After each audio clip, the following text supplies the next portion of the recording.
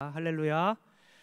그리고 이제 온도가 많이 떨어져서 20도까지 떨어져서 냉방을 이제 사용하지 않지만 아직 찬양을 워낙 우리가 뜨겁게 했기 때문에 좀 더운 것 같아요. 그래서 곳곳에 선풍기가 지금 꺼져 있는데 선풍기 좀 많이 틀으셔서 찬양하느라 더우신 분들 선풍기 틀으시고, 또 더우신 분들 자켓 벗으시고, 그렇게 교회 환경에 따라서 우리가 서로 배려하고 조절하면서 예배하면 좋겠습니다.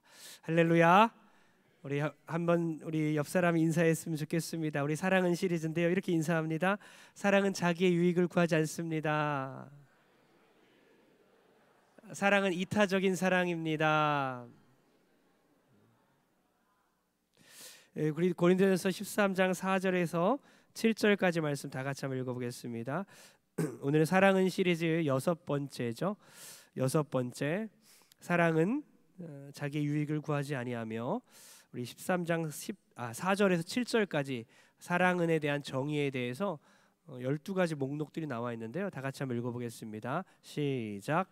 사랑은 오래 참고, 사랑은 온유하며 시기하지 아니하며, 사랑은 자랑하지 아니하며 교만하지 아니하며 무례히 행하지 아니하며 자기의 유익을 구하지 아니하며 성내지 아니하며 악한 것을 생각하지 아니하며 불의를 기뻐하지 아니하며 진리와 함께 기뻐하고 모든 것을 참으며 모든 것을 믿으며 모든 것을 바라며 모든 것을 견디느니라. 아멘. 원래 12가지 목록인데 마지막 7절에 4가지로 나누는데 그것을 3가지로 묶었고요.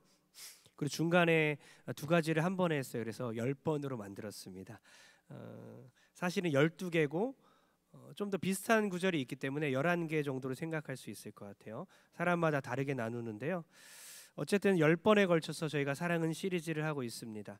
오늘은 사랑은 자기 유익을 구하지 않으며, 여러분, 제가 질문하겠습니다. 가장 이타적인 사랑이 넘치는 곳이라고 생각하는 공간이 어디입니까? 가장 이타적인 사랑이 넘치는 공간, 한번 살짝 손 들어보세요. 1번 가정. 아무도 없네요. 요새 힘든가 봐요, 가정에서. 살짝 그래도 좀 가족들이 있으니까 살짝 이렇게 좀 인심 좀 써주세요. 2번 교회. 없네요. 별로 없네요. 몇 명 있습니다. 일부러 안 들으시는 거죠? 3번 학교와 직장. 몇 명 있는 것 같아요. 이타적인 사랑이 학교와 직장에서 있다. 오히려 마지막 4번, 다 4번인 것 같아요. 에라 모르겠다. 다 에라 모르겠다예요. 저도 4번인 것 같습니다. 정말 이타적인 사랑이 1번 가정에 있는 것 같은데, 또 생각해보고 또 생각해봐도 아닌 것 같아요. 교회인가 학교인가 직장인가, 4번 에라 모르겠다가 좀 더 정답인 것 같습니다. 추석 연휴를 앞두고 제가 부정적인 얘기를 드린다면, 추석에 이제 귀성길에서 이웃들과 마찰이 이루어지면서 받는 그 스트레스보다 더 큰 스트레스가 이제 친척들과의 만남 가운데 있죠. 맞죠? 차 안에서 가족들과의 다툼이 있을 것입니다. 이런 면에서 볼 때는 정말 가정이 이타적인 사랑의 공간인가 한번 생각해 보게 되죠. 정말 여러분의 가정이 이타적인 사랑이 넘치는 공간이라고 아직도 생각하십니까? 제가 보기에는 이기적인 사랑이 넘치는 공간이 될 때가 많습니다. 이 가정이라는 울타리 안에서 서로 사랑하려고 노력하지만 잘 되지 않는 곳, 혈연으로 묶여서 타인과의 관계보다 더 끈끈해 보이지만, 그래서 그렇게 사랑도 하지만 때로는 자신에게 피해가 갔을 때에 언제든지 혈연의 관계도 깨질 수 있는 곳, 그것이 너무나 가정이 아닐까. 2023년도 대한민국 전체 살인사건의 47.5%가 가족을 대상으로 발생했다고 합니다. 2022년도 전년도 대비해서 30%였는데 더 증가해서 47.5%까지 뛰었습니다. 살인사건의 대부분은요, 피해자와 가해자가 서로 아는 사이에서 발생한다는 거죠. 그러니까 친할수록 살인의 동기가 더 증가하는 겁니다. 그래서 성경은 거짓말하지 않죠. 인류 최초의 살인이 가정에서 일어났습니까? 학교에서 일어났습니까? 직장에서 일어났습니까? 어디서 일어났죠? 가정에서 일어났죠. 형제지간에 가인과 아벨 간의 살인 사건이 피해자와 가해자가 형제간이었어요. 인류 최초의 살인도 그랬고요. 인류 최초의 인신매매가 어디서 일어났죠? 요셉을 팔아버린 사건이 이스라엘 민족의 조상인 야곱의 아들들, 형제들 간의 일이었습니다. 그러니까 이 끔찍한 살인 사건들이 형제지간에 이루어졌어요. 정말 여러분의 가정이 이타적인 사랑이 넘치는 공간이라고 생각하십니까? 여러분, 자기를 너무너무 사랑하기에, 인간은 자기를 너무너무 사랑하기에 언제든지 방문도 닫고 얼굴을 안 보는 그런 가족들을 만드는가 하면, 언제든지 따로 떨어져 살 수도 있으며 자신의 목적에 부합하지 않으면 가정 전체가 분리되어도 되는 곳, 그것이 가정은 아닙니까?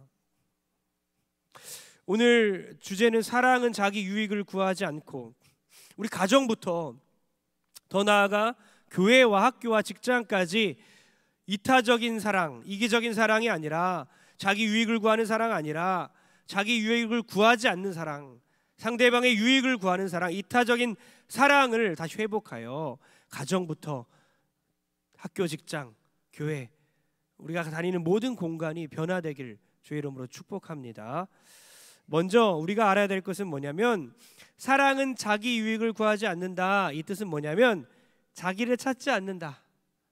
자기 자신을 찾지 않는다.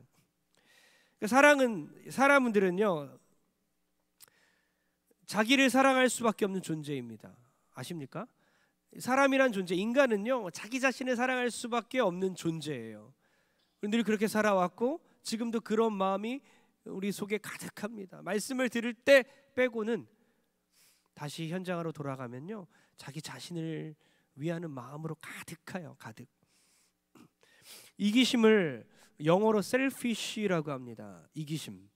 이기심이라고 뜻하는 그 selfish와 자라고 뜻하는 self와 같은 어원을 갖고 있는 거죠. 즉, 자아를 가진 사람들은 이기적인 것입니다. 자아와 이기심이 같은 어원을 갖고 있어요. 그러니까 자아를 가진 우리 인간들은요, 이기적인 거예요. 우리는 본성상 이기적인 것입니다.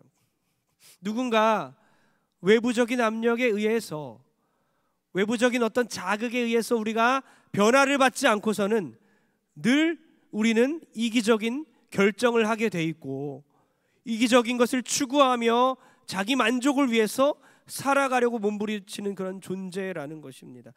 성경 말씀을 통해서만이, 성령님의 능력에 의해서만이 우리의 이기심이 통제가 되고 우리 이기적인 사랑이 이타적인 사랑으로 변하게 될 줄 믿습니다. 그러니까 오늘 하나님의 말씀과 성령을 의지해야 하는 것입니다. 여러분, 제가 여쭤보겠습니다. 지금 예배를 드린 이 순간에도 여러분 혹시 이기적인 마음이 있나요? 예배를 드리고 하나님께 영광 돌리는 이 거룩한 장소에서, 거룩한 하나님의 존전에서 이기적인 마음으로 가득 차 있습니까? 여러분, 예배를 드리는 이유를 물어보면 그 사람이 이기적인 사랑으로 하나님을 사랑하는지 아니면 이타적인 사랑으로 하나님 존재를, 자체를 사랑하고 있는지를 구분할 수 있는데요, 이 질문 하나면 됩니다. 여러분은 지금 예배하는 이유가, 예배하는 목적이 여러분의 행복입니까? 아니면 하나님의 영광입니까? 이 질문에 나의 행복을 위해서 내가 예배드립니다 라고 말한다면 이기적인 사랑으로 하나님 사랑하는 거예요. 그러나 하나님 영광을 위해 내가 예배드립니다 라고 여러분이 대답하신다면 이기적인 사랑이 아니라 하나님 존재를 있는 그대로 사랑하는 진실한 마음, 온전한 사랑, 온전한 아가페 사랑으로 하나님을 사랑하는 것입니다. 오래전에 한 청년이 저에게 물었던 적이 있어요. 거의 한 5, 6년 전이었던 것 같은데요. 금요 집회를 다른 곳으로 가도 되나요? 어떤 목사님이 그렇게 해도 된다고 했다고 하면서 제가 그때 청년부 담당이었기에 저에게 물어봤는데, 저는 뭐라고 대답했습니까? 갈 필요 없다. 금요 집회 다른 데 갈 필요 없고 우리 교회 금요 집회 열심히 나와라. 왜냐하면 예배는 자기의 유익을 위해서 드리는 게 아니라 하나님의 영광을 위해서 드리는 것이기 때문이야. 결국 자기 자신의 신앙에 도움이 되지 않아. 결국에는 하나님 영광을 위해 선택하지 않으면, 자기의 신앙의 유익을 위해서 결정하면, 자기 행복을 위해 결정하면 결국에는 너의 영혼에 좋은 영향을 끼칠 수 없어. 여러분, 자기가 속한 교회의 예배와 행사에 충실하지 않고 다른 곳에 기웃거리기 시작하면요, 이미 자기 사랑과 자기 연민에 가득하기 때문에 그렇게 선택하는 거예요. 예배의 목적이 하나님께 영광이라는 이 변치 않는 분명한 목적이 여러분 안에 있다면 다른 교회나 다른 행사에 참여할 필요가 없는 것을 깨닫게 될 줄 믿습니다. 여러분, 하나님을 사랑한다고 하면요, 하나님께 예배드린다고 우리가 한다면 사실 우리가 그 예배라는 거룩한 행위를 하면서조차도 마음 깊은 곳에는 나의 만족과 자기 만족적인 예배와 기복적인 예배와 나의 기도 응답과 자의적인 예배, 자기 중심적인 예배, 자기 유익을 위한 예배를 드리려는 성향이 아주 강한 그런 것을 우리가 볼 수 있는 거예요. 지금도 마음속으로 여러분이 진심으로 자문해 보십시오. 나는 하나님께 영광 돌리기 위해 교회를 다니는가? 나는 하나님께 영광 돌리기 위해 예배를 드리는가? 아니면 나와 가족을 위해서, 나의 자존심을 위해서, 나의 영적인 유익을 위해서, 나의 행복과 나의 발전을 위해서 교회를 다니고 예배를 드리는가? 한번 자문해 보시기 바랍니다. 하나님을 진정으로 사랑하는 사람은 자기 자신을 위해 하나님을 사랑하지 않습니다. 하나님을 진정으로 사랑하는 사람은요, 자기 자신을 위해서 하나님을 사랑하는 게 아니라 자기 자신과 상관없이 하나님 자체를 사랑하는 것입니다. 자기 자신의 유익을 배제하고 하나님을 온전히 사랑하는 진실한 사랑, 온전한 사랑 회복한 여러분 되길 주의 이름으로 축복합니다. 12세기 성 버나드는 신자의 영적 성숙에 따라서 하나님을 사랑하는 것을 4단계로 구분했지요. 여러분 어느 단계인지 한번 보세요. 사진 한번 보여주세요. 우리 자, 이쁘게 잘 타이핑해 주셨네요. 클레르보 버나드는요, 12세기 사람인데요, 사랑에 4가지 단계가 있다. 잠깐 보여주시고요. 1단계 같이 읽어볼까요? 시작. 자기를 위해서 자기를 사랑하는 것. 이기적인 사랑의 단계를 말하는 겁니다. 자기 자신을 위해서, 자기를 위해서, 자기만 사랑하는 거예요. 1단계인 사람 있나요? 2단계 한번 읽어볼게요. 다 같이 시작. 자기를 위해 하나님을 사랑하는 것. 여기 상당히 많습니다. 많은 성도들이, 한국교회 정말 많은 성도들이 2단계에 머물러 있는데요, 자기 자신을 위해서 하나님을 사랑합니다. 2단계는 뭐냐면요, 복을 얻기 위해 하나님을 사랑하는 거예요. 병 낫기 위해 하나님을 사랑하는 거예요. 기도 응답받기 위해서 하나님을 사랑하는 거예요. 그러니까 하나님이 산타클로스인 거죠. 산타클로스 하나님 주신 선물 때문에 하나님 사랑하는 거예요. 하나님 믿으면 구원도 받고 복도 받고 도움도 받고, 그러니까 여기에서 머물러 있는 겁니다. 여기서 아멘하고 영적으로 뭔가 대단한 것처럼, 믿음 있는 것처럼 행동하고 있지만 사실은 하나님과의 관계에서 2단계에 머물러 있는 거예요. 결국 자기 자신을 위해서 하나님을 사랑하는 것뿐입니다. 3단계 읽어볼까요? 다 같이 시작. 하나님을 위하여 하나님을 사랑하는 것. 여기까지 가야 합니다. 할렐루야. 하나님을 위하여 하나님을 사랑한다. 하나님이 나에게 선하시기 때문에 하나님을 사랑하는 게 아니라, 이거 2단계입니다. 하나님이 나에게 선하시기 때문에, 잘 들으십시오, 하나님이 나에게 친절하시고 나에게 선하시기 때문에 내가 하나님 사랑해드리는 게 아니라, 하나님 당신이 선하기 때문에, 하나님이 선하신 분이기 때문에 내가 사랑하는 거예요. 이게 다릅니다. 나에게 선할 때만 사랑하는 게 아니라 하나님 자체가 선하신 분이기 때문에 내가 하나님을 사랑하는 거예요. 하나님 존재를 알기 때문에 이타적인 사랑의 단계라는 거죠. 이해 가십니까? 2단계와 3단계는 너무나 다릅니다. 자기를 위해 하나님을 사랑하고 있는가, 하나님을 위해 하나님을 사랑하고 있는가.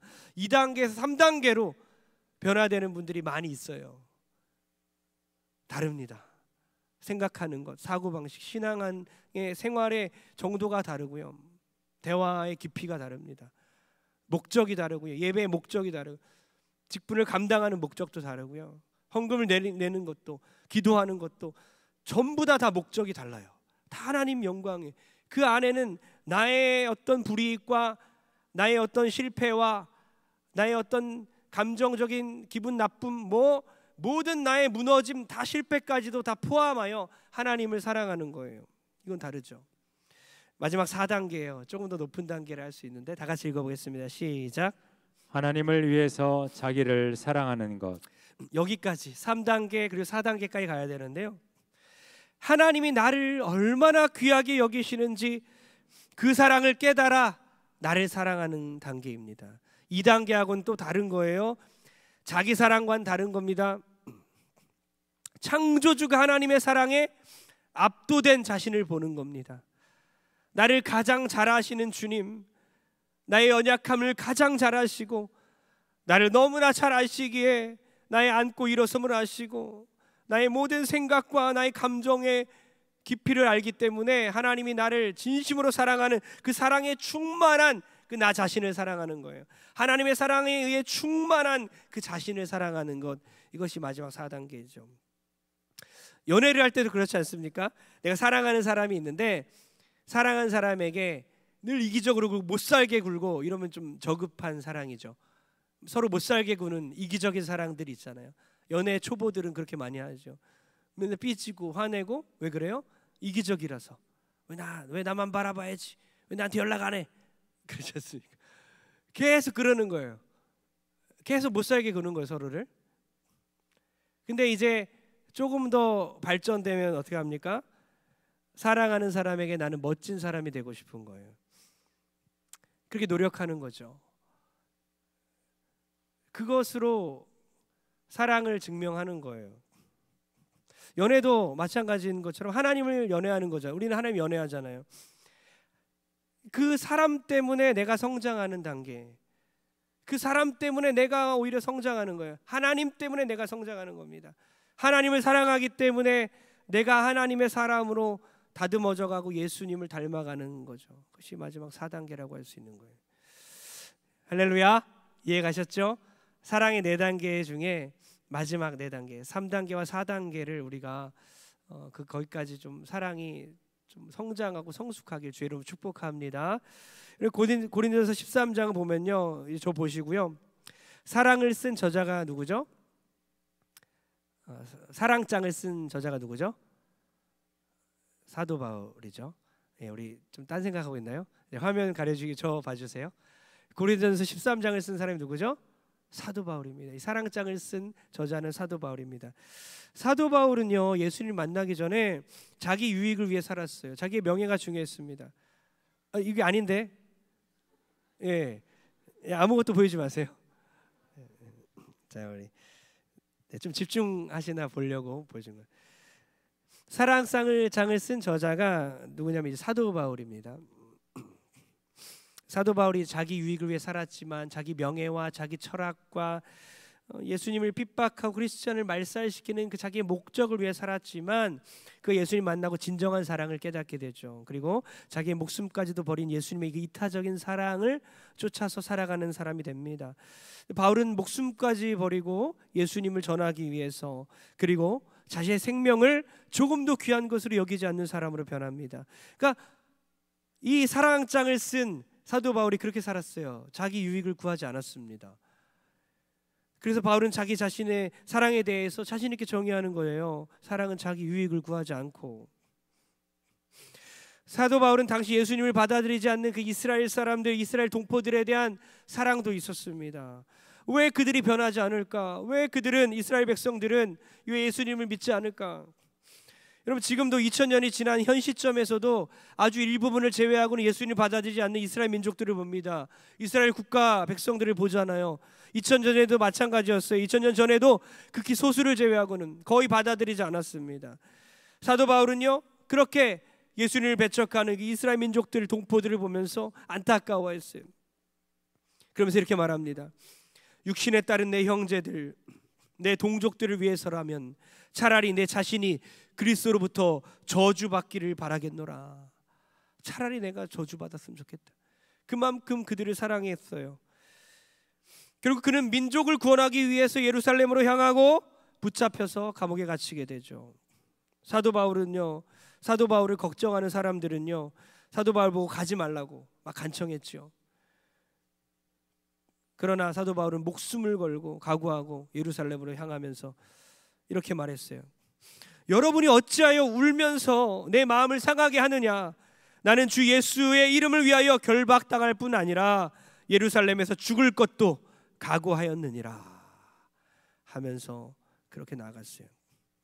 여러분, 사도 바울은 자기 유익을 구하지 않았습니다. 주를 위해서, 복음을 전하기 위해서 자기 목숨을 하나도 아끼지 않았다는 거예요. 여러분 어떻습니까? 여러분 어떠세요? 이기적인 사랑 하십니까? 아니면 이타적인 사랑 하십니까? 정말 이기적인 사랑이 여러분 안에 있습니까? 아니면 정말 이타적인 사랑이 여러분 안에 있습니까? 아까 사진 이제 보여주십시오. 여러분, 이 피룽이란, 피는 이제 존대하는 말인데 이름이 룽이에요. 저 파란 옷 입은 룽이란 사람을 우리 교회 성도들이 안아줬어요. 다 안아줬어요. 나아민 100이라는 곳에 사역하면서 이 룽이라는 사람이 현지 사역자인데 태국에서도 예수를 믿는 사람이 있잖아요. 그 7%밖에 안 되는 그 극히 적은 소수의 그리스도인들 중에 예수를 믿고 사도 바울처럼 헌신하기로 다짐하고 현지 사역자가 된 거예요. 빈민가 사역을 맡아 하면서 그러니까 14년 동안 룽이 계속해서 사역을 감당하면서 얼마나 외로웠을까, 얼마나 힘들었을까요? 우리가 갔을 때에 너무나 큰 위로가 되고 너무나 큰 힘이 되었다고 고백해서 우리 교회 집사님 권사님들이 안아줬어요. 사모님 안아줬어요. 이렇게 너무나 귀한 사역자이기에. 여러분, 이 사역자가 왜 자기의 시간을 헌신할까요? 왜 타인을 위해서 전도하고 복음 전도하고 왜 빈민가에서 평생을 그렇게 시간을 보냅니까? 사랑에 대해 알기 때문에. 사랑은 자기 유익을 구하지 않는다. 됐으면 저를 봐주시고요. 우리가 갔을 때 지난주에 금요일에 제가 없었잖아요. 제가 토요일에 이제 귀국을 했는데 지난주 금요일까지 저희가 선교를 마치고 이제 여기 돌아와서 제가 선교사님을 통해서 받은 은혜들을 여러분에게 이 금요 예배 가운데 꼭 나누고 싶었어요. 이 온세대 예배 가운데 꼭 도전을 주고 싶었던 그런 내용이 있었는데 뭐냐면요, 그 단기 선교사로 파송되는 사람들이 있었어요. 단기 선교사로 지원해서 우리가 갔을 때도 있었고 제가 한 2개월 전에 답사를 갔을 때도 있었어요. 이 사람은 왜 여기서 왔지? 왜 유럽에서 이 젊은 20대 초반 젊은 자매가 여기까지 와서 왜 단기 선교를 신청했지? 참 의아했어요. 그래서 선교사님께 질문하니까 이렇게 답장이 왔어요. 이 얘기를 여러분들과 나누고 싶었는데요. 그 한국인 선교사님으로부터 온 답장입니다. 우리가 선교 갔을 때 저희들을 이끌었던 그 한국 선교사님. 처음 이곳에 오기 전 유럽의 교회들에 대해 편견이 있었던 것 같습니다. 유럽의 교회는 무너졌고 젊은이들은 교회에 없고 남아있는 소수의 성도는 어른들밖에 없다는 인식이 있었습니다. 그 인식의 결론은 미래가 없다는 것이었죠. 하지만 제가 필드에 나오면서 받는 여러 훈련들을 통해 제 생각이 바뀌는 전환점이 있었습니다. 저는 40살에 필드에 나왔고 제 나이 40살의 나이가 젊은 나이인 줄 알았습니다. 더 이상 30, 40대 선교사들은 많지 않다고 생각했었습니다.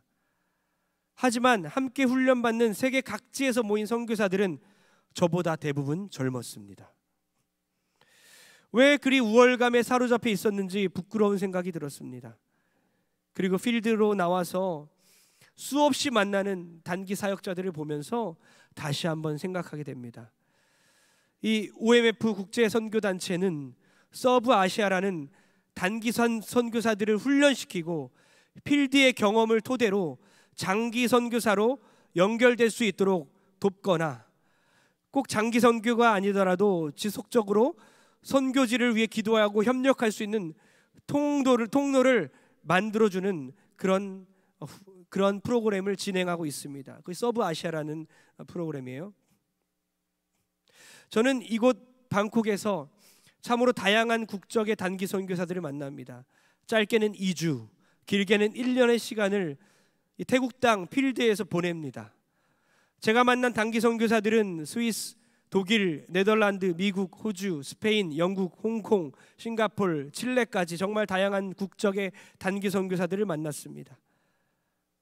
이분은 지금 장기 선교사로 4년째 사역하고 있는 저와 동문인 한국 선교사님입니다. 이들의 대부분은 장기 선교사로 헌신했다기보다는 선교의 경험과 하나님께서 허락하신 삶에 대한 감사로 어떤 걸 드릴 수 있을까 고민하며 기도하면서 단기 선교사로 나와왔다는 것입니다. 영국의 제이크는 취업을 앞에 두고 4개월의 시간을 태국 땅에 헌신하였습니다.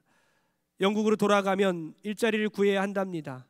그래서 제가 물었습니다. 지금 일자리를 빨리 구해야 하는 거 아니냐? 그랬더니 이렇게 말합니다. 그것도 맞는데 지금이 하나님께서 내가 감사를 드릴 가장 좋은 시기, 하나님께 그렇게 내가 감사를 드릴 수 있는 가장 좋은 시기라고 생각해. 그러면서 가장 좋은 것을 드리고 싶어 라고 말했습니다. 미국의 에드워드는 1년의 단기 선교를 원했지만 부모님의 반대가 정말 심했다고 합니다.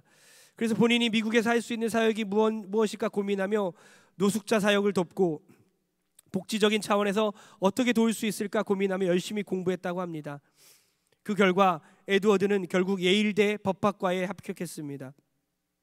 로스쿨을 앞에 두고 결국 부모님이 허락을 해주셨습니다. 그래서 현재는 태국에서 캠퍼스 사역에 아주 열심입니다. 1년 단기 선교를 원했지만 부모님이 반대해서 열심히 공부해서 예일대 로스쿨에 합격해서 1년 나와 있다는 거예요. 홍콩의 에이미라는 친구도 소개해 드릴게요. 제가 이 친구와 이야기 나누면서 한국의 청년들에게 소개해주고 싶다, 동원 사역에 쓰고 싶다라고 그 친구에게 말했습니다. 그랬더니 자신의 이야기를 글로 보내주겠다고 했습니다.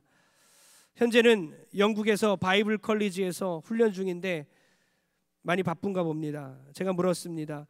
23살의 에이미에게 우리 한국의 몇몇 청년들은 너처럼 몇 달 동안 나오기를 원하지만 물리적으로 상황이 쉽지 않아. 그랬더니 에이미의 대답은 이랬습니다. 나에게도 쉬운 결정은 아니었어요. 많은 분들의 반대가 있었고 미래에 대한 불투명한 그림들이 있었지만 이러한 것들은 그렇다고 해서 제가 홍콩이나 영국에 남아 있어야 한다는 답을 주지는 못했어요.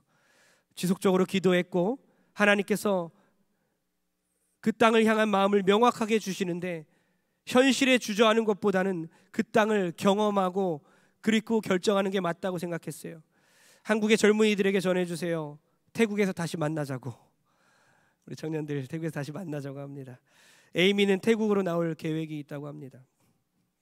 그러면서 선교사님이 이렇게 말합니다. 유럽의 젊은이가 죽었다고요? 희망이 없다고요? 아니요. 제가 만난 단기 선교사로 나온 젊은이들을 향한 하나님의 계획이 있다고 저는 믿습니다. 그 친구들에게 어떻게 선교로 나왔냐고 물으면 하나님께서 허락하신 삶에 감사로 조금이라도 자신을 드리고 싶어서 어떻게 태국으로 오게 되었나 지속적으로 아시아 땅을 향한 기도와 직간접적으로 여러 선교의 소식을 들으면서 관심을 갖게 되어서 태국 땅으로 오게 됐다는 겁니다. 교회가 해야 할 일은 이런 것 같습니다. 사역자를 후원하는 일도 중요하지만 교회가 지속적으로 선교지의 상황을 업데이트하고 함께 기도하며 마음을 같이 할 때 하나님께서 허락하시는 그때에 젊은이들이 보내시는 그 땅으로 갈 수 있지 않을까요? 라고 저에게 답장이 왔습니다. 할렐루야. 오늘 이 글을 읽은 우리 젊은이들 단기 선교 지원하시기 바랍니다. 세계 각지에서 공부 정말 열심히 하는 사람들 똑같아요. 하나님께 헌신하기 위해서 감사를 표현하고 싶어서 휴학을 하고 다 단기 선교로 나갑니다. 저에게 연락 주시면요 바로 연결시켜드리면 이 단체를 통해서 짧게는 2주, 3주, 한 달, 4개월, 1년 경험할 수 있습니다. 꼭 우리 동선교에서도 많은 단기 사역자들, 결국엔 장기 사역자들이 나오길 주의 이름으로 축복합니다. 여러분, 예수님의 이타적인 사랑을 함께 보기 원하는데요. 빌립보서 2장 6절에서 8절까지인데요. 6절부터 읽어보겠습니다. 다 같이 크게 읽겠습니다. 시작. 그는 근본 하나님의 본체시나 하나님과 동등됨을 취할 것으로 여기지 아니하시고 오히려 자기를 비워 종의 형체를 가지사 사람들과 같이 되셨고 사람의 모양으로 나타나사 자기를 낮추시고 죽기까지 복종하셨으니 곧 십자가에 죽으심이라. 아멘. 6절 뭐라고 합니까? 하나님과 동등됨을 취할 것으로 여기지 아니하시고 스스로가 선택할 수 있는 권한이 있었음에도 불구하고 하나님과 동등됨을 취하지 않았다는 것입니다. 스스로 그 지위를 버렸다는 거예요. 하나님과 동등한 분이시지만 자신의 지위를 버렸다는 겁니다. 인간이 어떻게 동물이 될 수 있을까요? 여러분, 인간이 한 차원 내려가는 것도 기가 막힌 일이건데 하나님이 자신을 지위를 버리고 인간의 지위로 내려갔다. 그것을 스스로 선택했다는 겁니다. 오히려 자기를 비워 종의 형체를 가지사 사람같이 되었다. 자기를 비웠다는 것은요, 영어로 nothing, 자기를 nothing으로 여겼다는 거예요. 아무것도 아닌 존재로 여겼다는 것입니다. 자신을 아무것도 아닌 존재로 여겨서 인간이 되었다는 거예요. 그러면서 뭐라고 말씀하십니까? 사람의 모양으로 나타났다는 거예요. 그리고 낮추시고 죽기까지 복종하고 십자가에 죽으셨다. 인간의 모습으로 태어나서 모든 슬픔, 고통, 아픔 다 느끼고 피와 땀방울 흘리고 눈물까지 흘리는 인간의 모습으로 나타났다는 거예요. 주님께서 우리 대신 십자가에 못 박혀 돌아가셨습니다.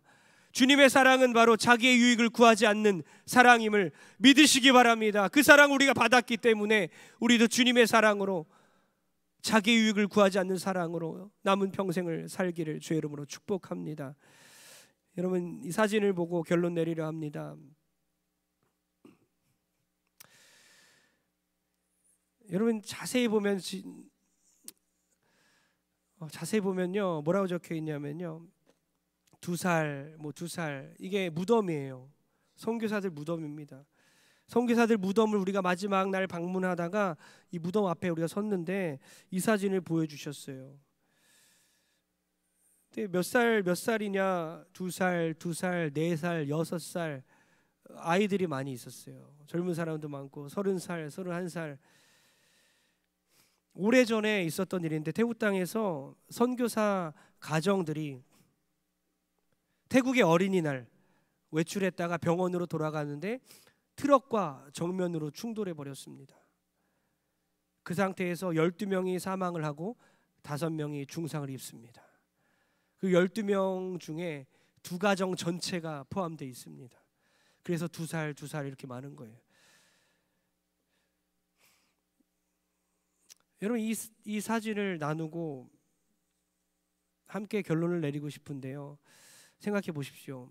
제가 주일에도 잠깐 말씀드리고 목자들에게도 설명을 했는데요, 이 무덤에서 묻혀서 죽은 사람들 아무것도 아닌 존재처럼 어린 나이에 태국 땅에서 선교사 가정이 한꺼번에 즉사하고 죽어나가는 과정 가운데, 그럼 눈에 보이지 않는 이런 죽음, 헛된 죽음인 것 같지만 결국에는 이것이 열매가 되어서 태국에 다시 한번 선교의 불길을 일으켰다라고 그렇게 설명을 들었어요. 선교사님이 울면서 그렇게 말씀하셨어요. 이 사진을 받으면서 다시 한번 그때 선교사님이 울면서 나누었던 그 말씀이 또 되뇌이고 또 되뇌이게 되는데요, 얼마나 슬플까, 얼마나 가슴 아프고 선교에 대해 포기하게 될까. 그러나 오히려 그 죽음이 선교의 불씨가 되어 또 다른 생명을 낳고 또 다른 생명을 낳았다는 거예요. 주님께서 말씀하셨습니다. 내가 진실로 너에게 이르노니 한 알의 밀이 땅에 떨어져 죽지 아니하면 한 알 그대로 있고 죽으면 많은 열매를 맺느니라. 자기의 생명을 사랑하는 자는 잃어버릴 것이요 이 세상에서 자기의 생명을 미워하는 자는 영생하도록 보전하리라. 할렐루야. 밀알이 썩는 과정이 눈에 보입니까? 안 보여요.